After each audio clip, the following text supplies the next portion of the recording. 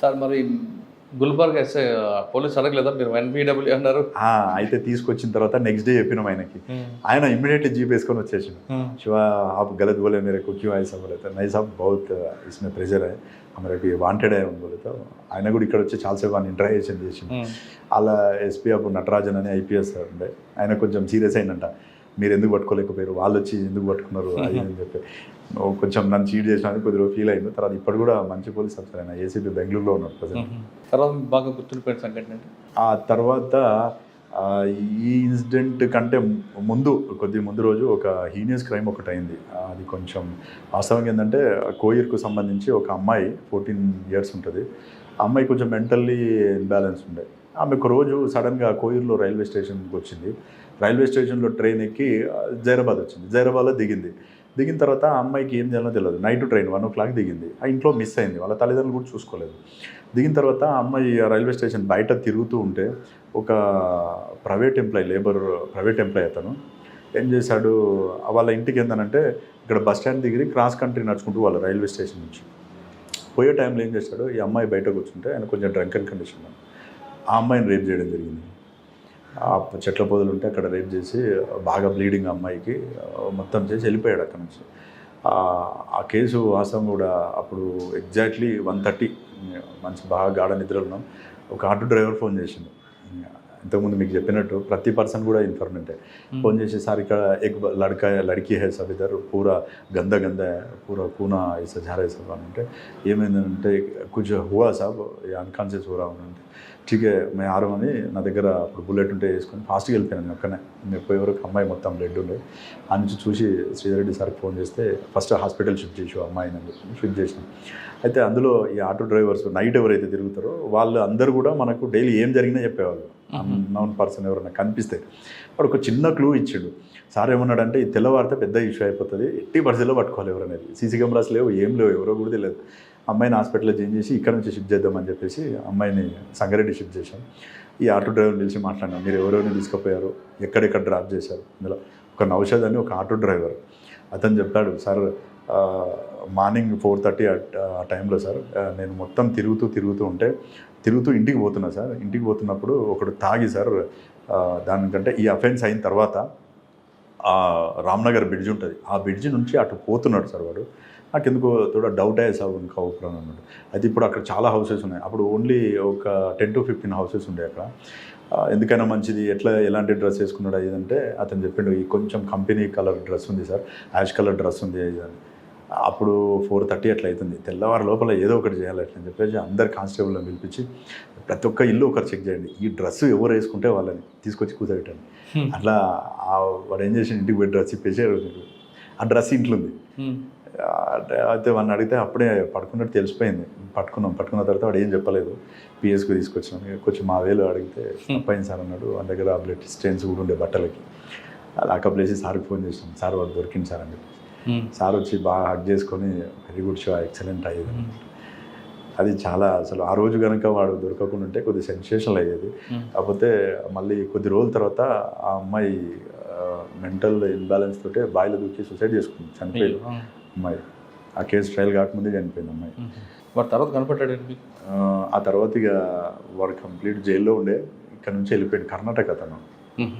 తర్వాత మీకు బాగా గుర్తుండిపోయిన కేసుగా ఆ తర్వాత ఇక్కడ జైరాబాద్కు సంబంధించి చేసిన కేసుల్లో ఇంపార్టెంట్ కేసు అని అంటే ముతూట్ ఫైనాన్స్ సంబంధించింది.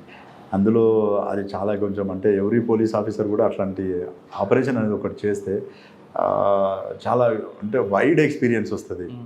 అది ఎట్లా అంటే అందులో దాదాపు 77 kgs గోల్డ్ థెఫ్ట్ అయింది. 77 kgs గోల్డ్. ఇక్కడ ముత్తూట్ ఫైనాన్స్ అని ఇక్కడ నుంచి ఎగ్జాక్ట్లీ 1/2 kilometer దూరంలో ఉంటుంది. అందులో మొత్తం గోల్డ్ కూడా 3 చెస్ట్లు ఉంటాయి. అంటే ఈ గోద్రేజ్ లాకర్స్ పెద్దవి ఉంటాయి. అందులో అల్మారాలో ఏవైతే ఉంటాయో అరలారాలు ఉంటాయో దాని నిండా ప్రతి దాంట్లో గోల్డ్ ఉంటుంది. 100 kgs అబోవ్ గోల్డ్ ఉంటుంది. కాకపోతే 3 ఓపెన్ చేశారు. 3 ఓపెన్ చేస్తే 3 కూడా బ్యాగులు ఓపెన్ కాగానే అది 2 days ఆపరేషన్. ఎవరైతే అఫెండర్స్ ఉంటారో వీళ్ళందరూ కూడా జార్ఖండ్ స్టేట్ వాళ్ళు. ఇది యాక్చువల్గా ఈ అఫెన్స్లో చెప్పడానికి ముందు వాళ్ళు ఏం చేస్తారంటే ఈ అఫెన్స్కి ప్లాన్ చేసుకోవడానికి కారణం దేవ్ సింగ్ అని చెప్పేసి ఒక నేపాలీ గూర్ఖా ఉంటాడు. ఇతను ముంబైలో ఉన్నప్పుడు ఒక మర్డర్ కేసులో జైలుకి పోతాడు వీడు. జైలుకు పోయినప్పుడు అక్కడ దొంగతనం కేసులో కమరుద్దీన్ షేక్, రెజావుల్ షేక్, తర్వాత బహరుద్దీన్ షేక్ అని వీళ్ళు కూడా ఒక థెఫ్ట్ కేసులో జైలుకి వస్తారు, ముంబై జైల్లో. వచ్చినప్పుడు వీళ్ళందరూ అక్కడ పరిచయం అవుతారు. పరిచయం అయినప్పుడు మీరు ఎక్కడి నుంచి వచ్చారని పరిచయంతో మేము ఇట్లా దొంగతనాలు చేస్తాం అది ఇది అంటే, నువ్వేం చేస్తావు అంటే నేను గూర్ఖా చేస్తా, ఎక్కడుంటావు అది అంటే నేను ఎక్కడుంటే అక్కడనే ఉంటా అని చెప్పేసి ఫోన్ నెంబర్లు మార్చుకున్నారు ఇద్దరు. ఈ ఫోన్ నెంబర్ ఇచ్చేసుకుంటారు. వచ్చిన తర్వాత వీడు ఒక 1-2 ఇయర్స్ తర్వాత జైరాబాద్కి వచ్చిండు. జైరాబాద్లో వచ్చి ఇక్కడ గూర్ఖా నైట్ తిరుగుతుండేవాడు. తిరుగుతున్నప్పుడు వాళ్ళు ఒకసారి కాల్ చేసిరు. కాల్ చేస్తే బహు సోనార్ అయితే ఇద్దరివి ఆ పావు ఇక్బార్ అని అంటే ఒకసారి వచ్చి చెక్ చేసుకొని పోయిరు. మామూలుగా వచ్చి చూసి 1 నెల తర్వాత ముత్తూట్ ఫైనాన్స్ ప్లాన్ చేశారు. ముత్తూట్ ఫైనాన్స్ ఎందుకు ఎంచుకున్నారండి? అయితే ముత్తూట్ ఫైనాన్స్ ఎన్నుకోవడానికి కారణం ఏంటంటే ఈ నేపాలీ గూర్ఖా ఎవరైతున్నాడో ఇతను మార్నింగ్ టైము మొత్తం రెక్కి చేసిండు. ఎంతమంది కస్టమర్స్ ఉంటారు, ఎక్కడ గోల్డ్ పెడతారు, ఎక్కువ గోల్డ్ పెట్టేది అందులోనే ఎక్కువ మంది. అతను చెప్పిండు ఇక్కడ ఉంటే ఇందులో చేస్తే మనకు వర్కౌట్ అవుతుందని. అయితే ఈ ఎవరైతే జార్ఖండ్ వాళ్ళు ఉన్నారో వీళ్ళు విపరీతమైన హార్డ్ వర్క్ చేస్తారు. వెల్డింగ్ ఎలా చేస్తారంటే వెల్డింగ్ స్టార్ట్ చేస్తే కంటిన్యూ 5-6 అవర్స్ కొడతారు. వెల్డింగ్ కంటిన్యూ ఓపెన్ అయిందా కొడతారు. అందులో ఒకడు రెజావుల్ షేక్ అని చెప్పేసి వాడిని మేస్త్రి అంటారు. వన్ పని ఇదే అన్నట్టు. అక్కడ బ్రిడ్జెస్ కట్టేటప్పుడు అతను చెప్తున్నాడు 4 days 5 days కూడా సార్ మాకు అలవాటు కంటిన్యూ చేసేస్తాం సార్, కొద్దిసేపు పడుకుంటే చాలు మళ్ళీ కంటిన్యూ వెల్డింగ్ చేస్తాం సార్ మేము. అట్లా ఏం చేశారంటే గ్యాస్ సిలిండర్స్ టోటల్ వీళ్ళు జార్ఖండ్ నుంచి ట్రైన్లో తెచ్చుకున్నారు. తెచ్చుకొని ఫస్ట్ ఫ్రైడే నైట్ వస్తారు. వచ్చి ఈ ఎవరైతే ఈ గూర్ఖా ఉన్నాడో వాళ్ళ ఇంట్లో స్టే చేస్తారు. Second Saturday holiday. Second Saturday night back side నుంచి డోర్ ఉంటుంది, చెక్క డోరు. ఆ డోర్ బ్రేక్ చేసుకొని లోపలికి వెళ్ళిపోతారు. లోపలికి వెళ్ళిపోయి 10 o'clock అఫెన్స్ స్టార్ట్ చేస్తారు. అఫెన్స్ స్టార్ట్ చేసి మార్నింగ్ 5 o'clock వరకు ట్రై చేస్తారు కానీ ఓపెన్ కాలే. మళ్ళీ నెక్స్ట్ డే వస్తారు సేమ్ 10 o'clock వచ్చేసి మళ్ళీ స్టార్ట్ చేస్తారు. గ్యాస్ సిలిండర్స్ సఫిషియెంట్ ఉన్నాయి వాళ్ళ దగ్గర. కంటిన్యూ కొడుతుంటే మార్నింగ్ 3:30-4 మధ్యలో ఓపెన్ అయిపోయినాయి. ఓపెన్ అయితేనే 5 bags మొత్తం ఒక్కొక్కటి 15 kgs వరకు కొట్టే బ్యాగ్స్ అన్ని ప్యాకెట్స్ నింపుకొని వెళ్ళిపోతుంటారు. వెళ్ళిపోతున్న అందరూ బయటకు వచ్చారు. బస్ స్టాండ్ దగ్గరనే. బస్ స్టాండ్ దగ్గరికి వచ్చేసి బస్ స్టాండ్లో బస్ ఎక్కి ఇక్కడ నుంచి ఎంజీబీఎస్కి పోతారు. ఎంజీబీఎస్కి పోయి అక్కడ బస్సు దిగిపోతున్నప్పుడు మొత్తం 5 బ్యాగులు నింపుకొని పోతుంటారు. లాస్ట్కి వచ్చేవాడు అశోక్ శర్మ అని ఒక అఫెండర్. అందులో అతను కొంచెం వెనకబడతాడు. వెనకబడ్డప్పుడు వెనకాల నుంచి అక్కడ పోలీస్ అవుట్ పోస్ట్ ఉంటుంది కదా, డౌట్ వచ్చేసి ఆగు అంటుంటే వాడు బ్యాగ్ వదిలిపెట్టి పారిపోతాడు. ఆ పారిపోయే క్రమంలో ఈయన పర్సు పడిపోతుంది. ఆ పర్సులో ఒకటి ఉద్వా బ్రాంచ్కి సంబంధించింది. సాహెబ్గంజ్ డిస్టిక్ ఉద్వా బ్రాంచ్ అని ఒకటి ఉంటుంది. ఆ ఉద్వా బ్రాంచ్లో వీని అకౌంట్లో ఒక 5,000 రూపీస్ అమౌంట్ వేసినట్టు ఒక స్లిప్ దొరికింది. ఆ స్లిప్ దొరుకుతానే ఆ స్లిప్పు అది ఏదైతే ఉందో అక్కడ కన్సర్న్ పోలీసులు చూస్తే ఆ చిట్టీల పైన ఏవైతే స్లిప్స్ ఉంటాయి కదా, జైరాబాద్ ముత్తూట్ అని వచ్చింది. అఫ్జల్గంజ్ ఇక్కడ అఫెన్స్ అయింది, అక్కడ అది అయింది. యాక్చువల్గా అప్పుడు నాకు మ్యారేజ్, నేను సెలవులో ఉండే, నరేందర్ సార్ ఉండే. దాన్ని మొత్తం సీన్ ప్రొటెక్ట్ చేసి డిఎస్పీ గారిని పిలిపించి ఇదంతా చేసిన తర్వాత అక్కడికి పోయి అఫ్జల్గంజ్ పోలీసుని అడిగితే మేము ఇట్లా డైరెక్ట్ చేయడానికి లేదు, 102లో కోడ్ డిపాజిట్ చేస్తాం తీసుకున్నానంటే ఓకే అని చెప్పేసి వాళ్ళు వేసారు. అశోక్ శర్మ ఒకటి దొరికిండు. వాడిని ఇంటరాక్షన్ అఫ్జల్గంజ్లోనే దొరికింది. అఫ్జల్గంజ్ పోలీసు పట్టుకున్నాడు. వాడు అసలు నోరే విప్పాడు, నాకేం తెలియదు అంటాడు, మాట్లాడాడు, ఏం చెప్పలే. సరే అని చెప్పేసి అట్లే పెట్టేసిరు. ఆ ప్రాపర్ డిపాజిట్ చేసారు. ఆ తర్వాత భీమ్రెడ్డి సార్ ఉండే అప్పుడు, ఇప్పుడు ఏసీపీ భీమ్రెడ్డి సార్ సిసిఎస్లో ఇన్స్పెక్టర్ ఉండే, ఇప్పుడు సార్ ఏసీపీ పటంచెరు ఏసీపీ కూడా వేశారు. ఫస్ట్ ఆ కేసులో Narender sir and Bhim Reddy sir ఇద్దరు కూడా ఇక్కడ నుంచి జార్ఖండ్ వెళ్ళి ఆ ఏరియా మొత్తం చూసుకున్నారు. కానీ అఫెండర్ లిఫ్ట్ చేయడం చాలా కష్టము అని చెప్పేసి వచ్చి అప్పుడు షిముషి బాజ్పేయి మేడం ఐపీఎస్ ఎస్పీ గారు ఉండే, మేడం చెప్తే సరే అని చెప్పేసి ఊరుకున్న తర్వాత అప్పుడే ఎలక్షన్స్ వచ్చినాయి, మళ్ళీ 2014 ఎలక్షన్స్. ఆ ఎలక్షన్లో బిజీ అయిపోయినాం. ఆ అఫెన్స్ మాత్రం అట్లే ఉంది. ముత్తూట్ వాళ్ళు బాగా ప్రెజర్ పెడతారు, ఎట్లానే కేసు డిటెక్ట్ చేయాలని. 6 months అయిపోయింది. అప్పుడు స్టార్ట్ చేసాం 6 months తర్వాత ఏం చేద్దామని. మొత్తం ఫైల్ అంతా తీసుకొని స్టడీ చేస్తే మెయిన్ మనకు క్లూ ఏంటంటే ఆ బంగారం దొరికిందనుకంటే వాడిని అడిగితే ఏమీ చెప్పాడు అశోక్ శర్మ. అసలు ఈ అకౌంట్ నెంబర్ ఏందని చెప్పేసి నేను శ్యామల వెంకటేష్ సార్ ఇద్దరమే పోయినాం. జార్ఖండ్ పోయాం, సాహెబ్గంజ్ డిస్టిక్ పోయి అక్కడ నుంచి ఉద్వా బ్రాంచ్కి పోయినాం. ఉద్వా అనేది ఒక ప్లేస్ అది. ఆడ పోయి బ్యాంక్ మేనేజర్ని కలిస్తే ఆయన రిక్వెస్ట్ చేసాం ఈ అకౌంట్ ఎవరిది అంటే చెప్పిండు ఇట్లా పలానా అశోక్ శర్మ అది అని చెప్పిన తర్వాత మన ఇల్లు అన్నీ ఐడెంటిఫై చేసాం. ఒక చిన్న రిక్వెస్ట్ చేసినాం, సార్ ఈ అకౌంట్లో ఇది ఇట్లే రన్ చేయండి, దీన్ని డిస్టర్బ్ చేయకండి, కొంచెం నా పర్సనల్ నెంబర్ పెట్టండి అందులో రిక్వెస్ట్ చేసి పెట్టనన్నాడు. అంటే అక్కడ నుంచి పోయి ఆ సాహెబ్గంజ్ డిస్ట్రిక్ట్ ఎస్పీని కలిసి లీడ్ బ్యాంక్ మేనేజర్కి ఫోన్ ఫోన్ చేపిస్తే వీళ్ళు తెలంగాణ ఆంధ్రప్రదేశ్ నుంచి వచ్చారు, వీళ్ళకి ఎట్టి పరిస్థితుల్లో మీరు సాయం చేయాల్సిందంటే ఆయన సరైన కన్సర్న్ మేనేజర్ చెప్తే మళ్ళీ 3 days తర్వాత పోయి ఆయనను కలిస్తే ఆయన అకౌంట్లో నా పర్సనల్ నెంబర్ యాడ్ చేసిండు. అయితే వీడు అఫెండర్ దొరికిన తర్వాత మెయిన్ అఫెండర్ ఎవరైతే ఉన్నారో కమరుద్దీన్ షేక్ ఆ ఏటీఎం కార్డు అకౌంట్కి సంబంధించి వాడు వాడుతుండు. వానికి ఏంటంటే వాడు డబ్బులు ఉంటే సరే ముంబైకి వచ్చేస్తాడు, ఈ లేడీస్ బార్లు ఏవైతే ఉంటాయో బార్లో బాగా ఎంజాయ్ చేస్తాడు, విపరీతం ఎంజాయ్ చేస్తుంటాడు. అట్లా ఒక 2 months తర్వాత ఒకరోజు సాయంత్రం పూట 7:30 టైంలో ఒక మెసేజ్ వచ్చింది నాకు మొబైల్కి, నిఖితా బార్ అండ్ రెస్టారెంట్లో వాడు స్క్వైప్ చేసినట్టు 2000 రూపీస్ స్క్వైప్. 2 నెలలు వాడలేదు వాళ్ళే ఆ స్క్వైప్ చేసిండు. స్క్వైప్ చేయగానే మెసేజ్ వస్తానే మెసేజ్ ఇమీడియట్లీ సీఏ గారికి చెప్తే తిరుపతన్న సార్ డిఎస్పీ ఉండే అప్పుడు తిరుపతి అన్న సార్ చెప్తాను ఏం చేస్తాం అన్నాడు. మీరు పర్మిషన్ ఇచ్చి వెళ్ళిపోతాం సార్ అన్న. ఓకే వెళ్ళిపో అన్నాడు. 4 కానిస్టేబుల్స్ అని ఏమాత్రం ఆలోచించాలి. ఇమ్మీడియట్లీ వెళ్ళిపోయాను ముంబై పోయి అది మొత్తం జస్ట్ నెట్లో చూసుకునే మాకు ఏం తెలియదు అసలు అది ఎక్కడ మొత్తం సెర్చ్ చేసాం. చేస్తే ఆ పన్వేలి ఏరియాలో నిఖితా బార్ అండ్ రెస్టారెంట్ అని ఉంది. ఒకటి ఐడెంటిఫై 2 days పట్టింది దానికి పేరు. అడిగి పోయిన తర్వాత అది 7 o'clock ఓపెన్ అవుతుంది బారు, 9 o'clock క్లోజ్ అవుతుంది. ముంబైలో అన్ని బార్లు కూడా 7కి ఓపెన్ అయ్యి 9 క్లోజ్ అయిపోతాయి లేడీస్ బార్లు అన్నీ. అయితే వాడపోతే ఒక సంగమేష్ అని ఒక మేనేజర్ని పట్టుకొని వానికి కొన్ని డబ్బులు ఇచ్చినాం, ఒక 5,000 రూపీస్ ఇచ్చేసి అప్పటికి ఈ పలానా నెంబరు పర్సన్ ఇట్లా ఈ పేరు మీద వస్తాయని చెప్పేసి అన్నది ఫేస్బుక్ ఉండే వానికి. ఆ ఫేస్బుక్ ద్వారా ఫోటో తీసుకున్నాం, చూపిస్తే వాడు ఐడెంటిఫై చేసి ఎస్ ఈ పర్సన్ వస్తాడు సార్, అప్పుడప్పుడు వచ్చి బాగా ఎంజాయ్ చేసిపోతాడు సార్, డబ్బులు విపరీతంగా చదువుతాడు అది అని చెప్పాడు. మేము ఇక్కడే ఉంటాం 10 days అయినా 15 days అయినా, అతన్ని ఎప్పుడు వచ్చినా సరే మాకు చెప్పు అని చెప్పినాం. 10 days ఉన్నాం వాడు రాలే. మళ్ళీ హైదరాబాద్ వచ్చినాం వాడు వచ్చినాడు. మళ్ళీ మెసేజ్ వచ్చింది. మళ్ళీ పోయిన తర్వాత వాడు అక్కడే ఉన్నాడు. అయితే 2 days వెయిట్ చేసినాం, 2 days వరకు వాడు రాలే. అయితే ముంబై తిరుగుదామని చెప్పేసి బాంద్రా ఏరియాకి పోయినాం మేము. ముంబైలో విపరీతమైన ట్రాఫిక్ కదా, తెలియదు మాకు. పోయి బాంద్రా ఏరియాలోనూ వాడు బార్కి వచ్చింది. ఆ నుంచి ఇక్కడికి వచ్చే వరకు టైం క్లోజ్ అయింది, మళ్ళీ పోయిండు. ఇట్లా లాభం లేదని చెప్పేసి మనం నమ్ముకున్నది CDR. 10 రోజులు ఏం చేస్తారండి? వెయిట్ చేసాం వస్తాడని చెప్పేసి. ఎందుకంటే మన ఫోన్ నెంబర్ తెలియదు. బోర్ అంటే తప్పదు కదా, వెయిట్ చేయాల్సింది. అదే కదా పేషెన్సీ కావాల్సింది మన క్రైమ్లో. అంత అంటే పట్టుకోవాలన్న ఒక జీలు గట్టిగా ఉంది. వాడిని ఒక్కని పట్టుకుంటే ఎట్టి పరిస్థితిలో తెలిసిపోతుందని మనకు ఉన్నది ఒక్క క్లూ అది. ఇక ఆ తర్వాత ఇది కాదని చెప్పేసి మళ్ళీ వచ్చినాం. CDRs ఇక ఏమైనా చేయాలని చెప్పేసి ఇక్కడ డంప్ అక్కడ డంప్ తీసి డంప్ పెట్టేసి ముంబైది అది కంపేర్ చేస్తే మన నెంబర్ వచ్చింది. నెంబర్ కంటిన్యూ ట్రాక్ చేసుకుంటూ మన హైయెస్ట్ CDRs ఎవరున్నాయి ఏం కథ అని చూస్తే వీడు మళ్ళీ ఒక నేపాలీ అతనికి కాంటాక్ట్ ఉన్నాడు. నేపాలీ ఓకే. ఒక నేపాలీ గూర్ఖాకు ఇంకొక కాంటాక్ట్ దొరికింది. జీడిమెట్ల ఏరియాలో ఉంటుండే. ఆ జీడిమెట్ల వాణి పట్టుకుంటే వాడు ఇది మా మామ నెంబర్ సార్, చెన్నైలో ఉంటాడని చెప్పింది. ఆ చెన్నైలో వీనితో వాడిని పిలిపించి దామామ కొంచెం అది ఉందంటే అతను వచ్చింది ఇడికి. ఆ చెన్నైలో ఉన్న వానికి ఈ కమరుద్దీన్ కాంటాక్ట్లో ఉన్నాడు. వీనితో ఫోన్ చేయించినాం. అయితే వాడు వీడిద్దరు కలిసి ఒక థెఫ్ట్ కేసులో జైలుకి పోయారు ఇద్దరు. వాడు చెప్పగానే అయితే అక్కడ పోయిన తర్వాత ఈ పైసలన్నీ అయిపోయినాయి. ఇక తాగి తిరగడమే కదా వీళ్ళ పని. ఒక మంచి ఆ ప్లేస్ చూసినా మంచి బ్యాంక్ ఉంది అంటే ఇక్కడ చెప్తే వానికి డౌట్ వస్తుందని పూణే అని చెప్పించినాం. మనం పూణేలో ఉంది ఆ ఫ్రెండ్స్ వచ్చేయని అన్నాడు. ఫస్ట్ ఎక్కడ కలుద్దామంటే హైదరాబాద్లో కలుద్దాం మనం అని అన్నాడు. ఫ్లైట్లో తిరుగుతారు వీళ్ళు అందరూ, అఫెండర్స్ అందరు కూడా. మంచి టక్ వేసుకొని ఫ్లైట్లో టికెట్ బుక్ చేసుకున్నాడు. అయితే నేను ఎయిర్పోర్ట్లో పనిచేసిన కాబట్టి ఇమిగ్రేషన్ కొంచెం ఇది ఉండే, మన ఆధార్ కార్డు మన దగ్గర ఉంది.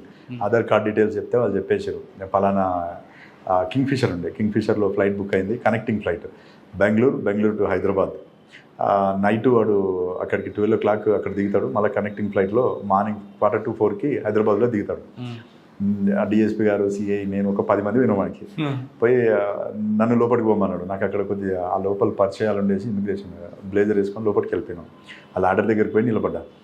మంచి రేబాన్ గ్లాసులు పెట్టుకొని, బ్లూ కలర్ షర్ట్ వేసుకొని, ప్యాంట్ వేసుకొని, టక్ వేసుకొని, ట్రావెల్ బ్యాగ్ పట్టుకొని వస్తుంది సల్మాన్ ఖాన్ లెక్క. పోయి వెనకాల నుంచి పట్టుకోగానే వానికి షాక్ ఇస్తే ఎట్లయితే జలకి ఒక్కసారి పరిశాన్ అయిపోయింది. పట్టుకున్నాను వానే ఫస్ట్ డైరెక్ట్ అతన్ని పట్టుకున్నాను, డైరెక్ట్ రన్వే మీద పట్టుకొని చలో అంటే మేరకు క్యూ పగడే కాముష్ ఆవాప్ అని చెప్పేసి దగ్గర పిస్టల్ ఉంటే చూపించేసి తీసుకొచ్చి ఇంట్రాగేషన్ చేసిన తర్వాత చెప్పేసిండు, మొత్తం చెప్పేసిండు. సార్ అఫెండ్ చేసినాం, బౌద్ధ సోనా మిలే హమారే को वो पूरा जाने के टाइम पे ऐसा एक बैग इधर और एक कलकत्ताలో ఒక బ్యాగ్ వదిలేసారు. ఎందుకు? అది కూడా అయితే వాళ్ళు ఏం చేశారంటే మనం ట్రైన్ కూడా ట్రాక్ చేసాం, వీళ్ళు వెళ్ళిపోతున్నప్పుడు ఏ ట్రైన్ ఎక్కిరని చెప్పేసి. అక్కడ కలకత్తా పోలీస్కి చెప్తే ఆ ట్రైన్ కంటే ముందు, కలకత్తా కంటే ముందే డ్రాప్ అయ్యారు వీళ్ళు. డ్రాప్ అయినప్పుడు అన్ని రైల్వే స్టేషన్ అలర్ట్ చేసాం కదా, వాళ్ళు ఏం చేశారంటే ఎక్కడెక్కడైతే ముందు డ్రాప్ అవుతారో ఆ రైల్వే పోలీస్ బాగా యాక్టివ్ ఉన్నారు. చూసి వీళ్ళు పోలీసులు చూసి దిగే బ్యాగులు కూడా చెప్పేసాం మనం, పెద్ద బ్యాగ్స్ ఉండొచ్చు వాళ్ళ దగ్గర అని. ఆ బ్యాగ్లో ఎమ్మటి పడితే ఒక బ్యాగ్ వదిలేసి పారిపోయారు, ఇంకా 3 బ్యాగులు అక్కడ మిగిలినాయి. అచ్చా అని చెప్పేసి మళ్ళీ తర్వాత పోయి అక్కడ వాళ్ళు కూడా డిపాజిట్ చేశారు, అది బ్యాంక్ నుంచి రికవర్ చేసుకున్నాం. ఆ తర్వాత ఇక్కడ ప్లాన్ చేసినాం, ఇక పూణే ఆల్రెడీ అఫెన్స్ ప్లాన్ చేసినాం కదా, కమరుద్దీన్ తోటి వాళ్ళందరికీ ఫోన్ చేపించి, రెజావుల్ షేక్ గానికి, బదరుద్దీన్ షేక్కి, వీళ్ళందరికీ ఫోన్ చేపిస్తే వాళ్ళందరూ కూడా ఓకే మేము వస్తాం అక్కడికి అని చెప్పేసి చెప్పారు. కానీ రావట్లేదు, అంత ఈజీగా ఎవరు నమ్మట్లేదు. ఇట్లా కాదని చెప్పేసి చామల వెంకటేష్ సారు, నేను, మన శ్రీనివాస్ నాయుడు సారు, వీళ్ళు బాగా యాక్టివ్ సార్. వాళ్ళు విపరీతం ఎంకరేజ్ చేసేవాళ్ళు, అసలు క్రైమ్ చేస్తున్నానంటే. పోయినాం అప్పుడు, పోయేసి అక్కడే స్టే చేశాం. ఇక జార్ఖండ్ పోయినాం. జార్ఖండ్ పోయి అక్కడ ఇక్కడ నుంచి ఇక్కడ కొంతమంది అరటి దుకాణంలో వీళ్ళు మార్కెట్ వాళ్ళు ఉంటారు కదా, వీళ్ళు ఇక్కడ నుంచి అక్కడికి పప్పులు సప్లై చేస్తారు. అక్కడ ఒక మార్కెట్ అతన్ని పట్టుకున్నాం. ఆయనకి రాజ్మహల్ అని ఒక ఏరియా ఉంటుంది, ఆ రాజ్మహల్ ఏరియాలో వీళ్ళు అక్కడ పల్లెల్ని టోలాస్ అంటారు. మనం ఇక్కడ పల్లె అంటాం కదా, పలానా మామిడి పల్లె అని, ఈ పల్లి ఆ పల్లి అంటాం కదా, అక్కడ టోలాస్ అంటారు. టఫ్ టోలా అని విలేజ్లు ఉంటాయి. ఈ టఫ్ టోలలో 3 అఫెండర్స్ ఉంటారు. ఆ ఇండ్లన్నీ చూసుకున్నాం. పైగా చూసుకున్న తర్వాత వచ్చి ఆ పప్పు మిల్లులో ఉండాలి నైట్. అక్కడ స్టే చేసినాం, 15 days అట్లా స్టే చేసినాం. అలా ఏరియా అన్నీ గుడిసెలు మొత్తం చాలా ట్రై చేసినాం. ఆ గంగా నదిలో ఒక నైట్ పోయి ఆ రాజ్మహల్ ఏరియాలో అంబుష్ వేసుకుని ఉన్నాం. అక్కడ ఒక దగ్గర జల్సా అవుతుంది, ఆ జల్సా ఏరియాలో వస్తారని చెప్పేసి. మనకు ఈ అఫెన్స్ మొత్తంలో కూడా మాకు లక్ ఏందనంటే, అక్కడ విజయలక్ష్మి మేడం అని మన ఏపీ మేడం, ఐపీఎస్ మేడం ఉండే అక్కడ, ఇక్కడ జార్ఖండ్లో. మేడం అప్పుడు ఎస్బీలో ఉండే. మేడం పోయి కలిసినాం. ఈ త్రూ నరేందర్ సార్ ఫస్ట్ పోయి కలిస్తే సార్ చెప్పిండు, మీరు శివ పోయి కలవండి మేడం అంటే. కలిస్తే అక్కడ ఒక మెయిన్ ఆలం కాచోర్ వాని పేరు, వాడు మోస్ట్ అఫెండర్, వాడు ఆ ఏరియా అన్నట్టు. వాడు మొత్తం పట్టిస్తా, కానీ డబ్బులు బాగా అడిగిండు. ఆ అఫెన్స్లో అసలు యాక్చువల్గా మెయిన్ అఫెండర్ని లిఫ్ట్ చేసేట రోజు వాడు నాకు అపాచీ బైక్ కావాలంటాడు. అపాచీ బైక్ ఇప్పిస్తే పట్టిస్తా, లేకపోతే పట్టియని అంటాడు. శ్యామల వెంకటేష్ సార్, నేను, శ్రీనివాస్ నాయుడు సార్, ముగ్గురం ఉన్నాం. ఏటీఎంకి పోతే 40,000 వస్తాయి లిమిట్.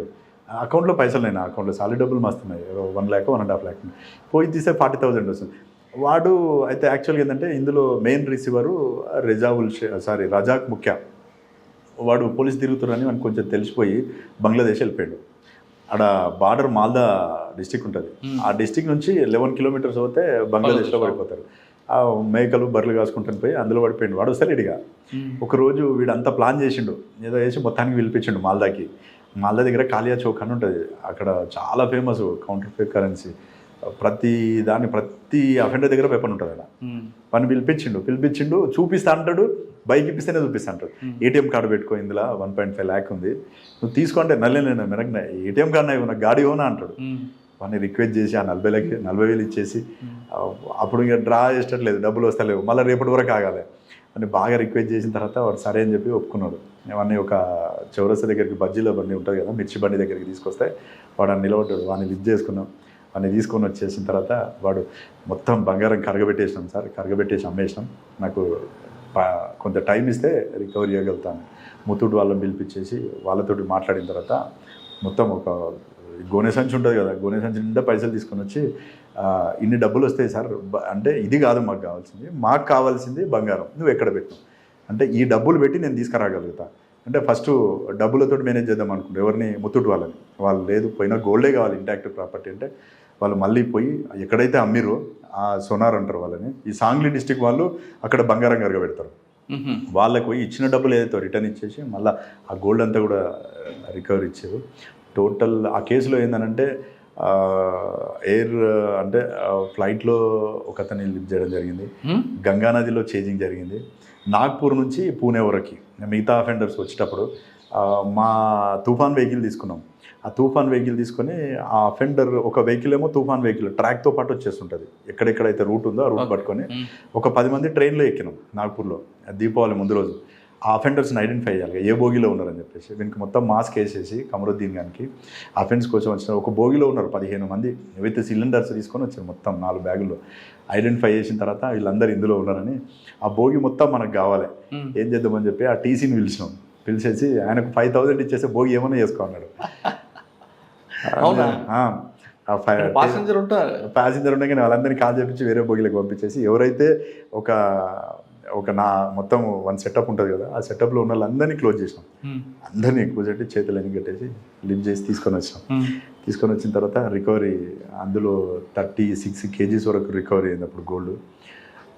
కాకపోతే అందులో గ్రేట్ అచీవ్మెంట్ ఏంటంటే టీం వర్క్ ఎక్సలెంట్. అసలు ఒక 25 days వరకు నేను, శ్రీనివాస్ నాయుడు సారు, శ్యామల వెంకటేష్ సారు, తర్వాత తిరుపతన్న సారు, డిఎస్పీ అక్కడే ఉన్నాం. మొత్తం మాల్దాలో ఉన్నాం, కాలేజ్ చౌక్లో ఉన్నాం, రాజ్మహల్లో ఉన్నాం. రోజు బోట్ వేసుకొని తిరిగేది. గంగానది చాలా స్పీడ్